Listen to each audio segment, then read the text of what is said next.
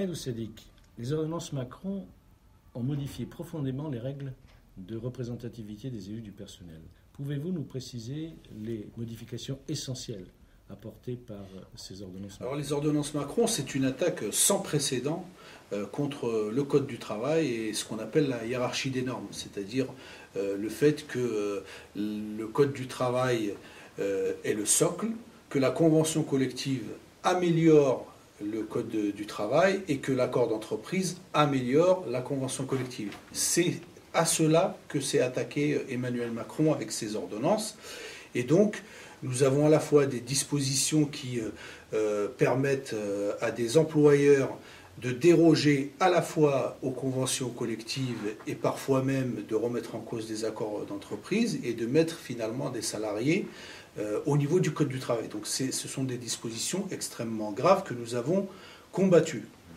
L'autre disposition des ordonnances Macron, c'est de s'attaquer à la représentation des salariés via leurs instances et notamment à remettre en cause le comité d'entreprise, le CHSCT et les délégués du personnel. C'est ainsi qu'il crée une instance unique, le comité social économique, l'instance unique, mais avec évidemment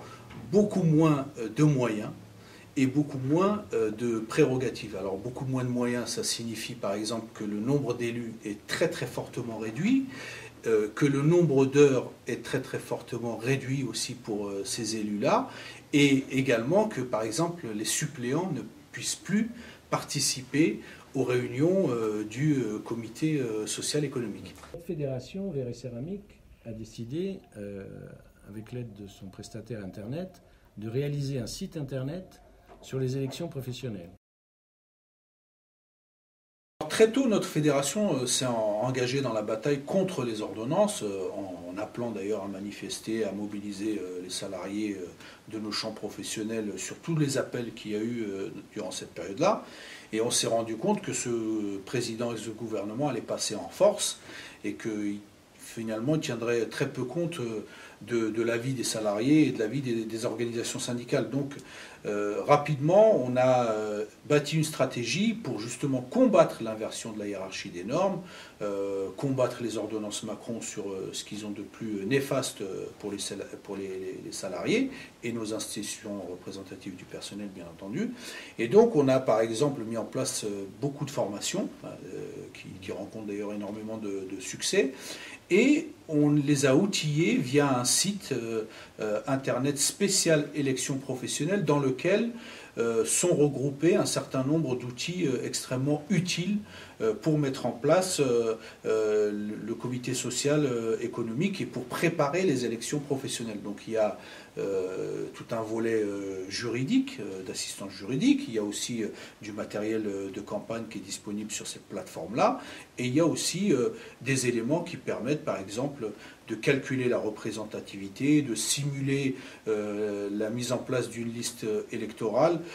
d'avoir tout de suite le résultat des élections professionnelles, donc des choses très très utiles aux syndicats et notamment aux petits syndicats qui eux n'ont pas accès forcément à toutes les formations, toutes les aides juridiques. La fédération Verre et Céramique dispose donc désormais, ce qui n'était pas le cas jusqu'à présent, d'un outil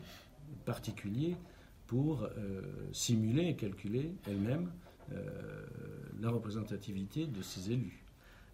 Est-ce que c'est seulement réservé aux syndicats de la fédération Verre et Céramique? Alors oui, effectivement, nous avons la possibilité avec cette plateforme d'avoir un simulateur pour les élections professionnelles, d'avoir d'ailleurs en temps réel quasiment les résultats des élections professionnelles dans nos champs, ce qui est quand même très très intéressant comme dispositif, d'avoir une véritable, une solide base de données avec toute la compilation des élections professionnelles que nous pourrons avoir et archiver, et qui nous donnera aussi la représentativité de la fédération sur nos champs professionnels. Donc c'est des éléments extrêmement importants à la fois pour nous et pour nos syndicats. Et bien entendu, cet outil, il est fait aussi pour les autres organisations de la CGT, les fédérations notamment, qui souhaitent l'avoir. c'est très très simple, il suffit simplement d'avoir un système d'abonnement et chaque organisation de la CGT, chaque fédération aura la même plateforme disponible pour elle et donc aura accès à tous les services auxquels nous avons accès et bien entendu sous son entier contrôle et sous son entière autorité et responsabilité. Donc c'est un outil évidemment que nous mettons à disposition de l'ensemble de la CGT parce que notre volonté c'est que ça puisse être un outil qui renforce, qui développe toute la CGT, notamment dans le secteur des entreprises de moins de 50 salariés, mais évidemment il est aussi ouvert à tous les syndicats des grandes entreprises.